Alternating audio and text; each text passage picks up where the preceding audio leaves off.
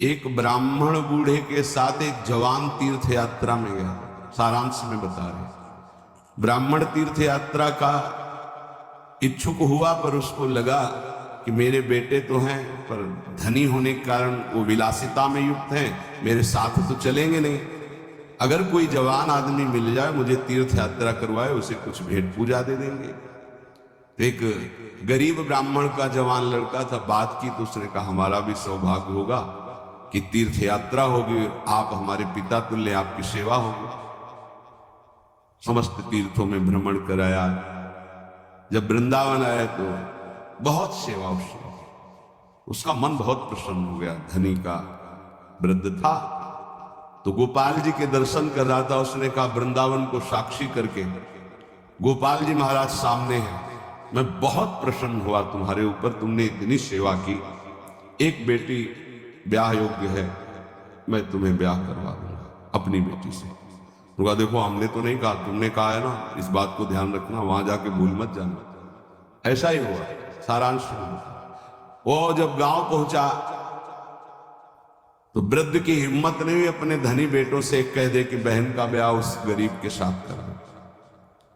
काफी दिन हो गए, कोई चर्चा नहीं, तो ब्याह की बात थी। उस गरीब ब्राह्मण ने जाके कहा बूढ़े ब्राह्मण से कि आपने कहा था भगवान के सामने कि अपनी बेटी का ब्याह तुम्हारे साथ कर देंगे। तो जवान बेटों के भय से उसने कहा मुझे याद नहीं है समझ। भाई याद नहीं, तुमने भगवान के सामने कहा था, और कह रहे हो याद नहीं। तो बेटों ने कहा कि चलो भागो यहां से। भगवान के सामने कहा बुलाओ भगवान को, अगर साक्षी दे देंगे तो हम बहन का ब्याह कर देंगे। बोले पक्का? तो उनको पता था कि मूर्ति कोई बोलती थोड़ी, चलती थोड़ी। उनका हाँ पक्का। बोले पंचों के बीच में बोल दो, पहले गांव में पंचायत हो जाए, पिंड छुटाने के लिए कि अतरे दिन ये परेशान करेगा। तो उनका पंचों के सामने यदि ठाकुर जी आके गवाही दे दे तो ब्याह करवा देंगे। ओ गरीब आदमी जो कुछ था बेचा, फिर वृंदावन आया। ठाकुर जी गोपाल जी से कहा कि महाराज आपके सामने हमारे ब्याह की बात कही थी इस वृद्ध ब्राह्मण ने, आपको गवाही देना पड़ेगा तब हमारा ब्याह होगा। वाह, कौन सुने। समय हुआ, ठाकुर जी का शयन भोग लगा, पट बंद हो गए, वो बैठे ही रहे बाहर। वाह गोपाल जी महाराज, आप जब बोलोगे तभी हमारा ब्याह होगा, और हम तभी यहां से जाएंगे जब आपको साक्षी है। सब चले गए थे वकील, उसको विश्वास था भगवान है। अंदर से आवाज आई मूर्ति कहीं चलती है क्या कि चलकर साक्षी दे।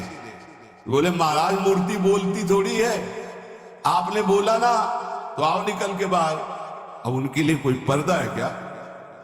ललित त्रिभंगी वैसे।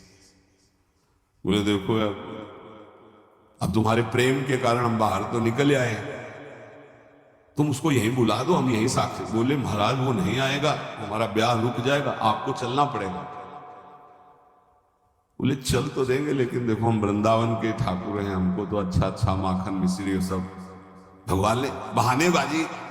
बोले महाराज हमें पता था कि आप भोगराग के लिए कहोगे, तो हमारे पास जो संपत्ति थी बेच के आए, खूब खवाते पियाते चलेंगे महाराज। बोले चलो चल, देखो दृढ़ विश्वास। बोले महाराज हम जानेंगे कैसे कि आप आ रहे हो?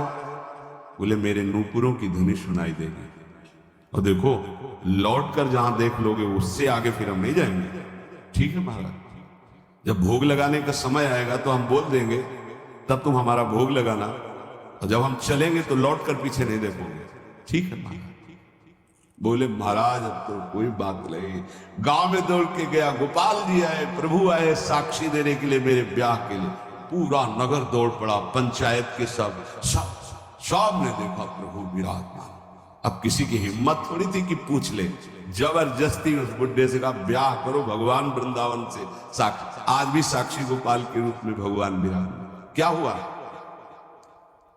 जिसे तुम मूर्ति समझते वो चल के उड़ीसा तक गए और गवाही दी। राधे राधे सब भक्तों को। अगर ये वीडियो अच्छी लगी हो तो वीडियो को लाइक कमेंट सब्सक्राइब करें। Thank you.